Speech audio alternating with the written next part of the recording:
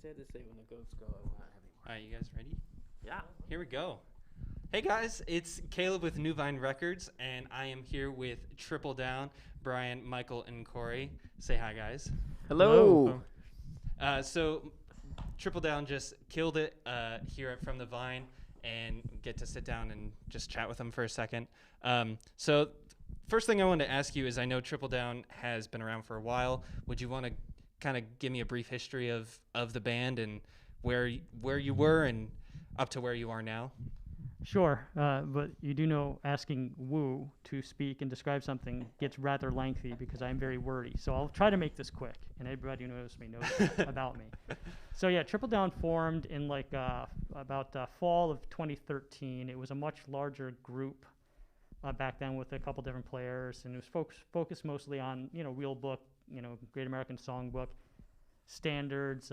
We always enjoyed 50s modal jazz, and a lot of the jazz funk from the late 60s, early 70s was really in our repertoire, and some other classics. And we really just wanted to give in our area a consistent night once a month, one Thursday in a month. We formed a series called Thursday Night Jazz. Mm-hmm. Changed venues a couple times. Ransom was our last home before COVID.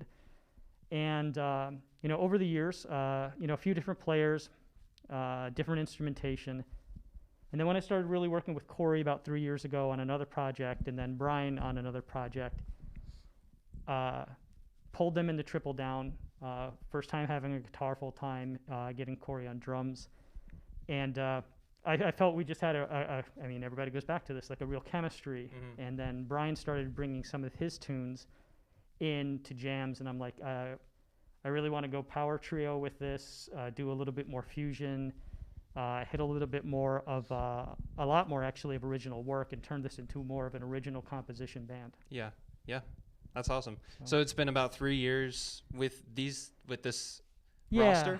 Yeah, we took 2018 off when Cory and I were busy with another artist. We mm-hmm. played, 30 shows that year together with another artist. So Triple Down was kind of put on the back burner. I also mm-hmm. played in another band called the Gun Poets, and, mm-hmm. and our summers get very, very busy, or used to. Mm-hmm. And so we took that year off. 2019 we came back. That was the first time with Brian in the lineup and with Cory in the lineup, and then kind of trimmed it down to a trio from there. And this last year, we kept working, kept writing songs, working casually through the pandemic and whatnot, and really glad to be able to have this type of platform to come in and perform in and debut some of these songs tonight. Felt really good. So yeah, you guys killed it. And I don't know, a lot of live shows that you go to normally are a more a more basic, you got a guitarist, you have a bassist, you have a singer, and it's not instrumental, so you're not going to a lot of instrumental live shows. Yeah. But I know from my experience with you guys, especially tonight, I was captivated the whole time. And at least for me, I'm very focused on the lyrics a lot of the times. That's just part of my personality.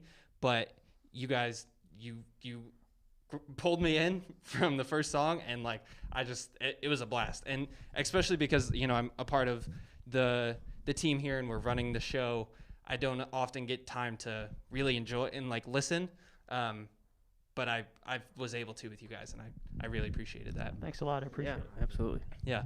And I feel like it's kind of was imminent for you guys to be a trio with Triple Down. You wouldn't think you had a history with a lot of other members. The first show that Triple Down played, it was a trio. Okay. It was bass, piano, and drums with my longtime dear friend Keith Nichols on keyboards and piano, mm-hmm. and then actually the drummer for Gun Poets played a show with us, and then got too busy to do once a month kind of residency type gig.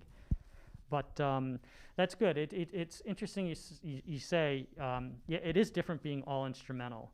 And I've talked to a lot of my friends, who play professionally and whatnot. And it just, when you're talking, hey, what are you doing? What are you working on during the whatnot? And I was like, really want to take Triple Down to this original place with these guys and see what happens. See if we can retain either the audience that watched us before, and see if we can earn any more fans just playing what we love to play. I mean, that's really it. I think if you bring the passion, you bring the emotion, you really enjoy what you're doing, that's going to translate.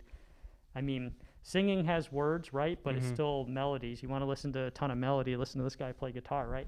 Oh yeah. The melodies are singing off of that. So that's good. I'm glad that I appreciate that feedback. I'm just hoping that when things open back up, that we continue booking and continue playing. And certainly we got more songs that we're working on now. So yeah. So that leads me to my next question then. The future for Triple Down, does that look like just more live shows? Do you think you'll work on an album and put that out, or do you think you'll kind of stick to what you guys have been doing?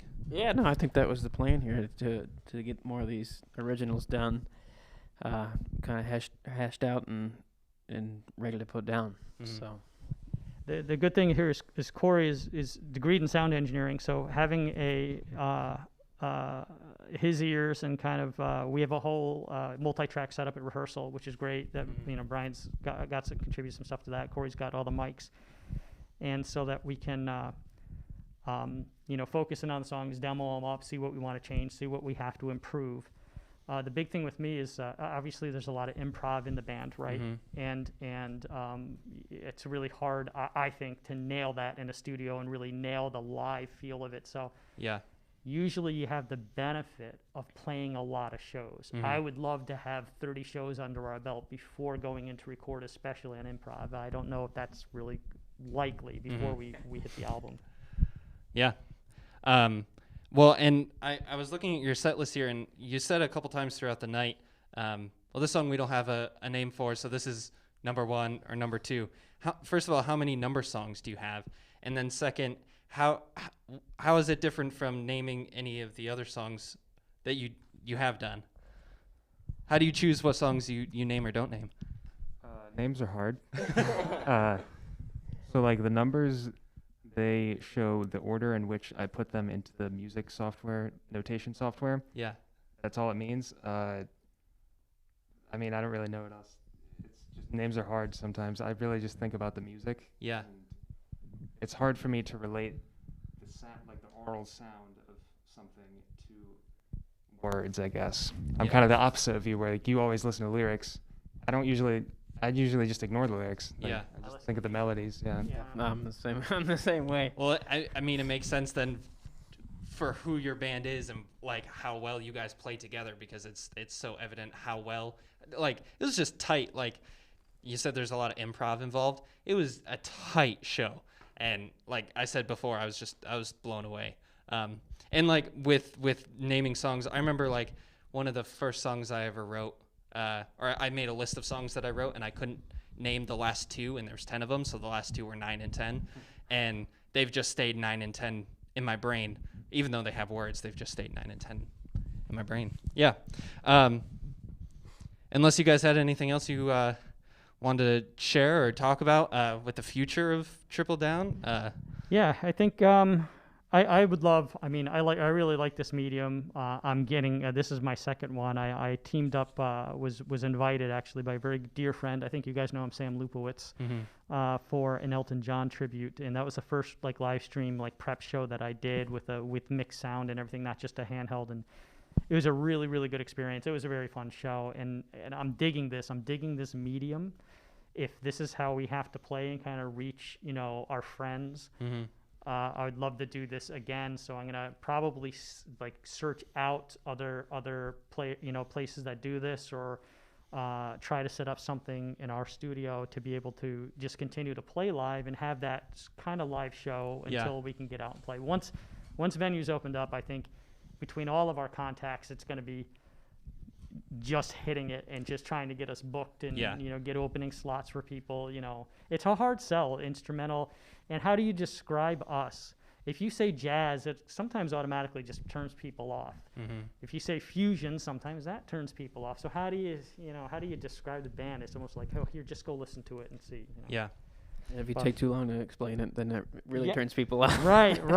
But club owners are like, their first thing is like, jazz, that's not going to draw. I'm going to have a dead night. And it's like, well, actually, this band's done pretty well. Not saying anything. Not trying to sound cocky or anything. Yeah. But we at our down where we are and where we've played, we've been very, very fortunate to have very supportive friends to come out and watch the band, and hopefully, we can build on that. And as I said, it's all about earning fans. Mm-hmm. That's it. Yeah. You go out and earn those friends. You earn the people that become interested in your music. And when you yourself are passionate about it, and you're doing it for the love of the music and for what you're good at, and it's your outlet, then that's going to translate to people and eventually into fans. So yeah, well, thank you guys so much.